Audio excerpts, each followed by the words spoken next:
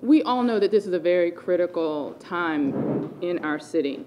Many important decisions lie ahead, both in recovering from April's unrest and managing our city through the multiple trials that are coming up. Over the past few months, as I've been making plans for what I know is a vigorous campaign, I realized that every moment that I spent planning for a campaign or a re-election was a time that I was taking away from my current responsibilities to the city that I love, and the city that I took an oath to serve. And because of that, I've made the decision not to seek re-election. Making fundraising calls, meeting with my campaign team and volunteers, I had the constant feeling that I needed to be back at City Hall doing the work to move our city forward rather than running for re-election. I kept thinking, should I be focused on working through reforming our police department, working with the Department of Justice, or reaching out to potential donors? It was a very difficult decision, but I knew that I needed to spend time, the remaining 15 months of my term, focused on the city's future and not my own. I knew that this would be a very hotly contested campaign, and I haven't lost a campaign since middle school, and Anthony Watson isn't in this campaign. So it's not that I didn't think I could win, I just knew I had to ask myself the question, at what cost and at this time? I believe that I could have won because there's no other candidate who could demonstrate what I have done or what more they could do to make the city better. But I knew that the next 15 months had to be about more than that. I have a track record of making the right decisions for our city's future. That track record includes not always making what many would think is the political decision or the popular decision, but it's the right decision. I've always done what I knew would move the city forward, and my record reflects that. When I came into office, the city was in turmoil for many reasons. We had a budget deficit of over $140 million. The pension system was spiraling out of control. People had lost hope and faith in city government. And at that time, I got busy. I put forward ethics reforms, increasing the staff and the budget for the Inspector General's office to attack waste, fraud, and abuse in city government. I put forth more pension reforms than I would say any mayor or any government official in the country, reforming our pension system and putting ourselves in the position so that pension that our city workers, that our fire and police officers depend on, is there for them when they retire. I've reduced the city's structural deficit by more than half. We have the city's first, and I say the country's first, 10-year financial plan. We've increased the city's combined bond rating to the highest level it's been since the 60s. You don't get there by being unwilling to make the tough decision to move our city forward. We've reduced property taxes to the lowest level in decades, with more property tax reductions on the horizon. I've reduced unemployment by a third, adding 12,000 new jobs to our local economy. More jobs continue to come with projects like Amazon, with the work that the casino is doing in celebrating a successful first year, with the 21st century school construction projects on the horizon, as well as Harbor Point. I put more resources than any other administration into reforming the Baltimore City Police Department, resulting in a collaboration with the Department of Justice, reduced lawsuits against the city, reduced discourtesy complaints, and reduced misconduct complaints. We've created Vacants to Value, which has rehabbed or demolished more than 3,000 vacant structures and rehabbed or demolished more than 3,000 vacant structures, and created more than $100 million in private investment in communities that have long been forgotten. We have a historic $1 billion investment in the first new schools that the city has seen in a generation. We reversed the decline in our city's rec centers by constructing the first new rec centers the city has seen in over 10 years, with more new recreation centers coming in the future. We've reduced teen pregnancy by a third, reduced infant death, cut infant mortality in half, and there's much more work to be done. And the last thing I want is for every one of the decisions that I make moving forward at a time where the city needs me the most to be questioned in the context of a political campaign. We need to move forward on police-community relations, the rec center plan, bringing even more federal resources to our city. We need to focus on being one Baltimore. The business of government will continue, and I pledge to be energized and dedicated for the next 15 months. I've asked my team, my cabinet, and my staff to do the same. I was determined to leave the city in a better condition than was left for me. So whoever succeeds me as mayor will have the ability to continue to move our city forward. I want to, on a personal note, I want to say that taking a pause from nearly 20 years in elected office serving the city does not leave me without a little bit of a sense of excitement and anticipation as I think about my daughter entering her teen years, approaching her high school years.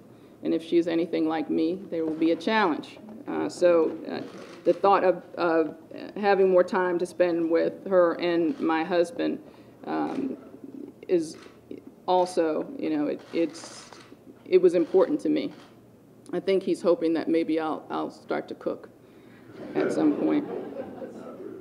I've had conversations with a few leaders who have served in similar positions that I have, and one of the things that stuck with me from those conversations is one of them said very emphatically that their biggest regret was missing their children growing up by their life of public service. And that weighed very heavy on me. I love my city. I'm so grateful for the opportunity that I have had to serve.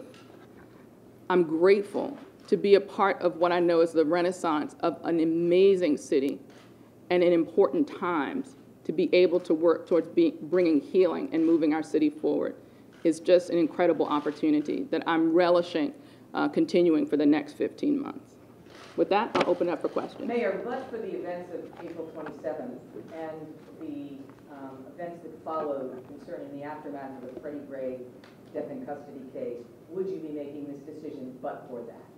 No, I started off by saying that. We don't choose, right? You deal the card, you play the cards you're dealt. The city is in a very critical time right now. We're working very hard to reform the police department. I'm working very hard with the Department of Justice to cooperate with the patterns and practice investigation. That is critically important. We have to get our city through 6 separate trials that will be held here in Baltimore. Nobody planned for that. But didn't you just make yourself a lame duck? No. I made myself a person who's committed to doing the work of the city without the cloud of campaigning. I have chosen to govern rather than to campaign, and I hope the public sees it for that. So you don't plan to run for higher office? I'm not making, that's not the announcement that I'm making today. The announcement today is about re-election for mayor. Mayor, so you're not seeking any office? Say that again? So you're not seeking any office after today? You're solely No, I focusing did on not say that. No, I'm asking. I'm focused right now on governing rather than campaigning for mayor at this very critical time in our city's in our city's history. And I know that we'll all remember it as this. This is a tough time. You know, even those who lived through the riots in the 60s understand the fragility of the times that we face, not just here in been pondering for the past 2 months, especially as, you know, as we've been making these, the preparations for the motions hearing. It's something that has been a nagging, you know, a nagging concern for me, and, you know, something I've prayed about a lot. And I've prayed with many women's groups, and one of them asked me, you know, that they were, you know, they were praying for the city and praying for these things. They said, well, what do you want me to pray? What do you want us to pray for you personally? And I said for them to pray for clarity and discernment, because this was a very challenging time for our city. And I woke up the next day feeling very clear that I have to focus on getting us through these difficult times. And I felt also very clear that I couldn't do it with, and I think cloud is maybe a strong word, but with the context of everything being seen through a political lens. Mayor, it's often said that you are a person who doesn't seem to enjoy the job, or doesn't come across as a person with relish for the process, with all its ups and downs. Did you enjoy the job of being mayor? I did enjoy it, and I do. You know, the challenge for being, you know, a woman in this position is, it's just like Ginger Rogers says, you have to, you know, you have to be as good as Fred Astaire, but you have to do it backwards and in high heels. You know, I don't hear a lot about elected officials that are men talking about whether they smiled or not. My dad was in elected office my entire life. I don't remember many smiles, and nobody commented on it. He was serious about his job, and so am I. I think the fact that, you know, I was raised to believe that your track record speaks for you. You know, being able to reduce unemployment by a third, creating 12,000 new jobs, $1 billion for school construction, reducing property taxes more than, to the lowest level they've been in decades, the highest bond rating since the 60s, reducing infant mortality by half. I mean, I could go on and on and on. To me, if I was miserable, I did a damn good job. If I was miserable about it. Mayor, do you have any regrets? No. I love serving my city, and I'm looking forward to serving my city for the next 15 years. I mean, 15 years, 15 months. Mayor, campaigning, have you had trouble fundraising? Have you had trouble getting people to answer the phone? I've had more, you know, which added to that the fact that my campaign infrastructure was the strongest it's been in years made it even more difficult to make this decision.